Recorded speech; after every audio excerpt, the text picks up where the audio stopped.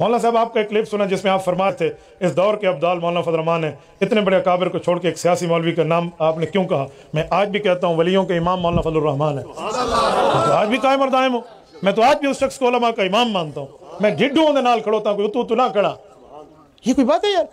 وہ بندہ وہ کام کر رہا ہے جو صحیح مسلم میں حضور کا فرمان موجود ہے، وہ کوئی کر رہا ہے؟ آؤ وہ میں سناتا ہوں وہ کیا فرمان ہے۔ حضرت ابو ہریرہ فرماتے ہیں، صحیح مسلم کی صحیح حدیث ہے، اللہ کے رسول نے فرمایا کانت بنو اسرائیل تسوسهم الانبیاء کلما ہلک نبی خلف آخر، فرمایا لوگو انبیاء نبی بھی ہوتے سیاست دان بھی ہوتے، میں آخری نبی اور آخری سیاست دان بن کے آیا ہوں نبیوں کے حساب سے، اب میرے بعد میرے خلفاء میرے نائب اور میرے ورثاء اس کو لے کر چلیں گے۔ تو علماء انبیاء کے وارث ہیں، علم میں بھی اور سیاست میں بھی۔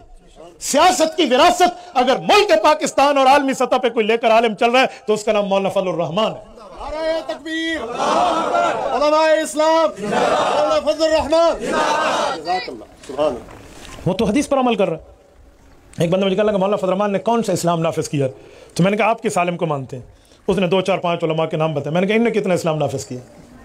انہوں نے ہاتھ جو اختیار کڑائی، میں نے کہا مولوی صاحب وزیر اعظم کا لڑائی، اس کے ہاتھ میں کون سا اختیار تھا؟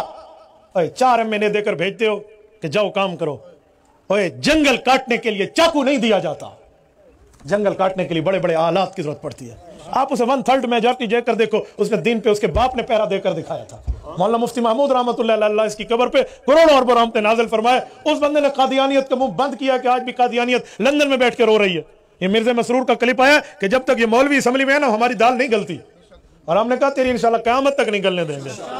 تو علماء سیاست کر رہے ہیں تو اس سارے سر تے پٹکا بچہ کھڑا ہے ہمارے مدارس۔ آج میں کھلے عام گفتگو کر رہا ہوں، یہ علماء کی سیاست ہے، ورنہ باہر ممالک میں جہاں علماء کی سیاست نہیں ہے، وہ چاہے کتنا اسلامی ملک کیوں نہ ہو، وہاں ایسے کوئی گفتگو جلسے میں کر کے دکھائے۔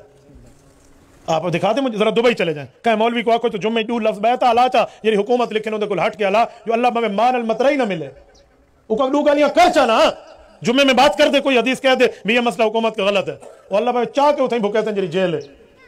تو بھائی پاکستان میں علماء کی سیاست کی وجہ سے آج دین میں حقیقی مسئلے آپ سن رہے ہیں تے علاوہ والی مولوی سبین تے مولوی سبین خدا کے بندے کچھ ذرا سمجھا کریں، دیندار بندہ ہے اور دین کی قیادت کر رہا ہے، 6 لاکھ علماء اس کی قیادت میں جمع ہے، ان کو تو غلطی نظر نہیں آتی، اور جو علماء اس کے ساتھ ہیں وہ تائید کر رہے ہیں اور غلطی وہ کو نظر آتی ہے جرال چٹو من الڈگر ہے، جسے اپنا کچھ نہیں پتا، چبل بٹا چبل ہے، وہ علماء پر بات کرنے پر تیار ہے۔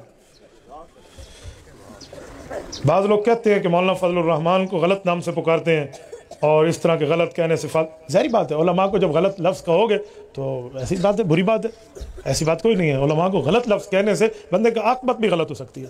پھر مولوی کو آپ ذات کی وجہ سے غلط کو تو اور بات ہے، لیکن اگر آپ اس کے علم کی وجہ سے غلط کہہ رہے ہیں تو آپ کی نفرت علم دین سے ہے نا۔ پھر درخت پھل نہ بھی دینا تو سایہ پھر بھی دیتا ہے، عالم بے عمل بھی ہو تو پھر بھی فائدہ مند ہے۔